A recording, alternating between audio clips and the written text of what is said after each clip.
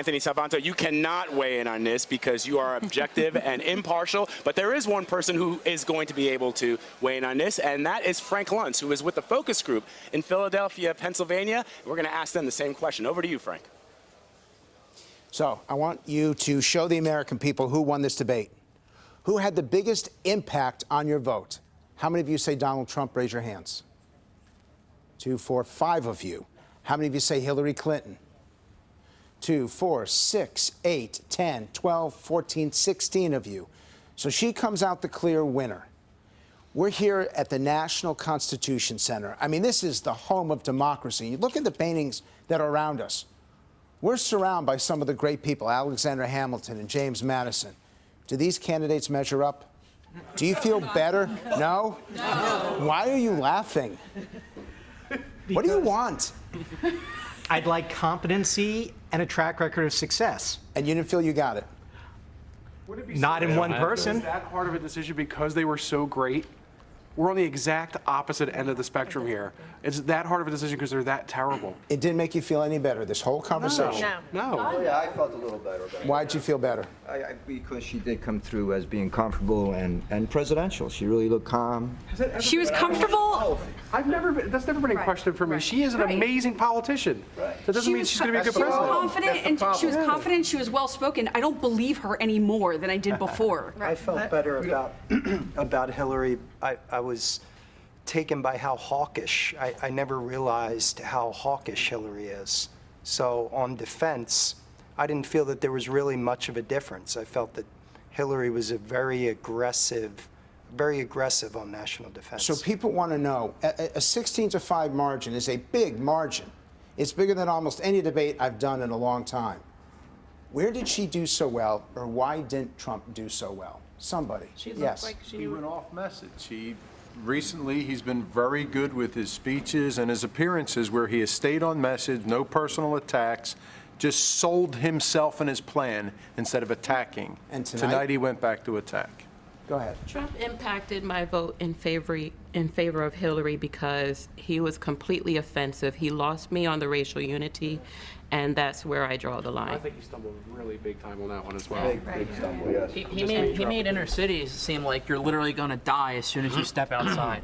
And that's just not true. And crime has gone down, regardless of what he thinks. And he kept trying to get back to President Obama. It's not about President Obama. He's going to be out of office soon.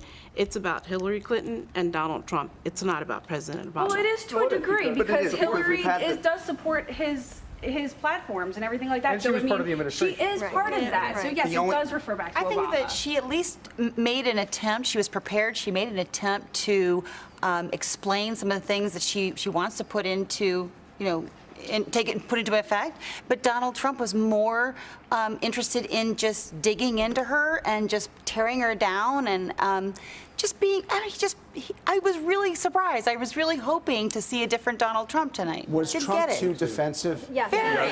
You guys agree with that? He missed landing a couple of punches. He could have hit her harder on Benghazi. He kind of skipped over that because he distracted himself, and he missed hitting her on her clean energy. She made a horrible comment recently in West Virginia about shutting down coal operations, and he totally gave her a pass on that. That's the moderator's fault. I think when I was one of the ones that said that Trump impacted me, and I think in the way that the impact was he had some legitimate criticism of Clinton and her past performance, but I don't know that he has the solutions and the way to handle it. Exactly.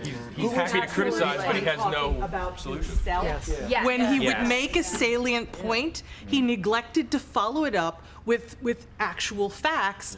He tended to drift back to talking about himself, and that lost me. She did that intentionally. She put little nuggets out there. She would take a shot at the business. The loan from the dad, he jumped all over that. Don't tell him he took a $14 million loan. It's his job to stay on message. So you're a teacher, correct? Yes. You're a middle school teacher. Yes. Donald Trump is standing where I am right now.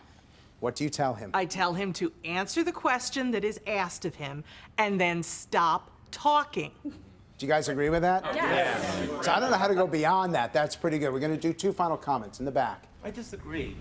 These answers were limited to 2 minutes. They should have been able to go on for much, much longer. They weren't given the opportunity to get in any sort of depth, talk about any sort of complexity. I don't think We really didn't hear anything new. That's what our democracy demands. The problem I have with these candidates is that neither of them is offering the solutions that I want. I want government to get out of my life, and I want them to just leave me alone. And I think that both of them are, kind of going on the same track here. And that's what bothers me about both of them. Final question. Who has moved closer to making a decision? Raise your hands. Very quickly, keep your hands up. Who'd you move towards? Clinton. Clinton. Donald Trump. Clinton. Clinton. Clinton. Clinton. Trump. Clinton. Clinton. Clinton. If I had a vote today, it'd be Clinton, but I'm going to watch 2 more debates. This is a good night for Hillary Clinton. It is not a good night for Donald Trump, but there is still time and there are still undecided voters.